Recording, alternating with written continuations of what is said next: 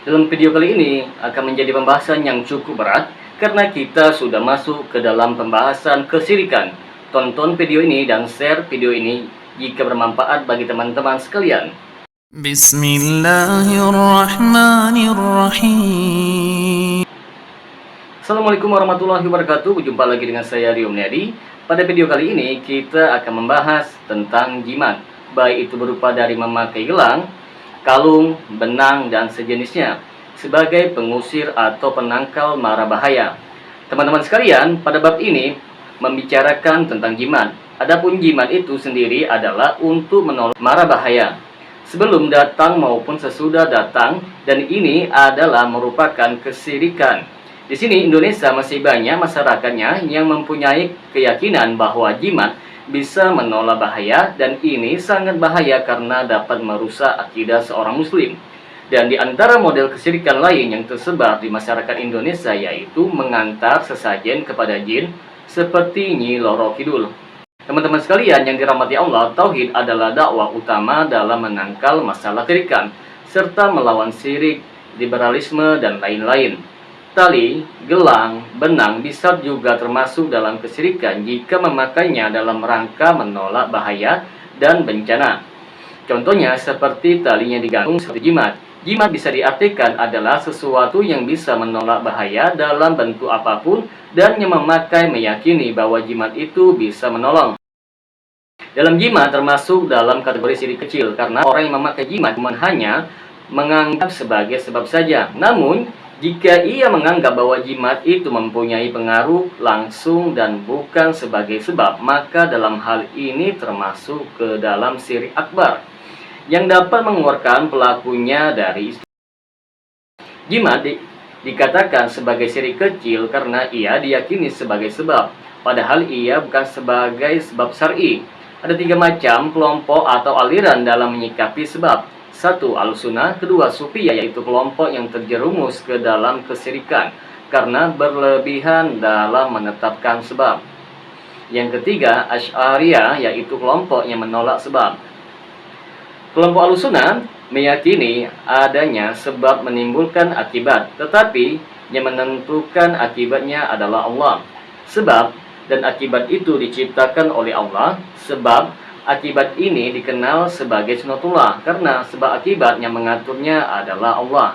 Maka jika Allah berkehendak, maka Allah bisa mengubahnya, dan ini disebut sebagai mukjizat.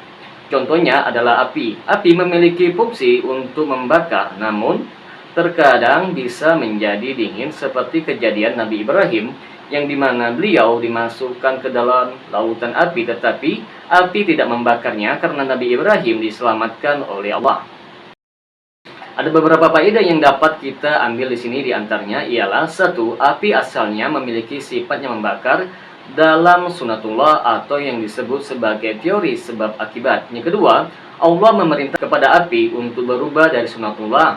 Yang ketiga, api menimbulkan sesuatu yang sangat dingin yang membuat keselamatan. Yang keempat, seandainya Allah tidak memerintahkan kepada api untuk menjadi dingin, maka api akan membakar Nabi Ibrahim.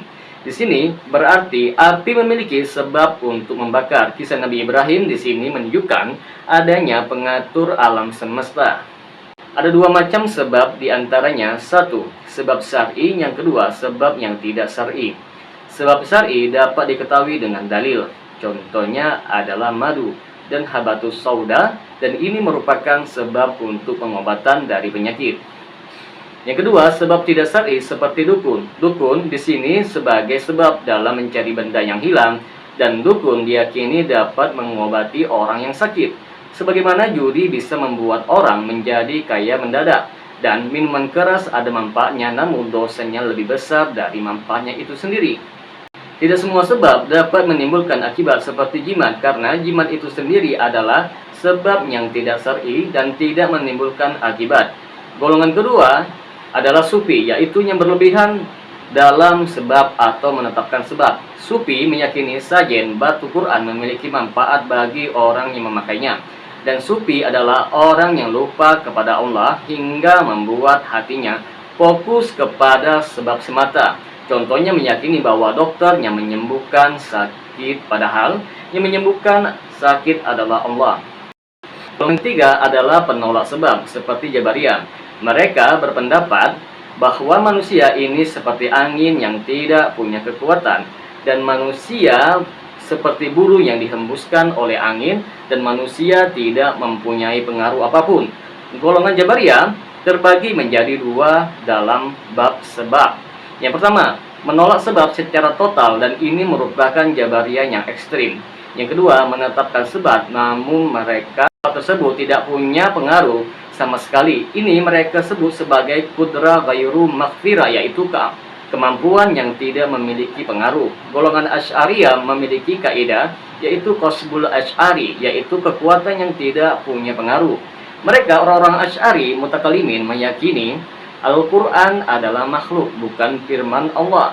Allah tidak memiliki tempat, dan mereka meyakini bahwa akibat itu muncul karena bukan dari sebab. Sebab itu cuman tidak menimbulkan akibat. Sebab itu mereka katakan sebagai alamat tanda. Contohnya seperti pelangi yang merupakan tanda dari hujan, dan bukan sebab. Contoh lainnya seperti orang yang memotong roti, dan roti itu terbelah. Namun terbelahnya roti bukan karena dipotong dikarenakan tajamnya pisau, tetapi melainkan karena pisau itu digerakkan. Dan ini merupakan keyakinan yang sangat batil dari orang-orang Asy'ariyah mutakalimin. Imam Al-Juwaini membantah Asy'ariyah dikarenakan mereka memiliki akidah yang aneh seperti ini. Orang-orang Asy'ariyah mengatakan jika ada sebab selain Allah maka itu adalah syirik. Padahal Allah banyak sekali menyebutkan di dalam Al-Quran tentang sebab akibat. Seperti zina, pelakunya akan dicambuk. Golongan Asy'ariyah mengatakan sebab itu ada namun tidak memiliki pengaruh, dan mereka menolak sebab sebagai akibat dikarenakan takut jatuh kepada kesyirikan. Semoga bermanfaat apa yang telah saya sampaikan. Assalamualaikum warahmatullahi wabarakatuh.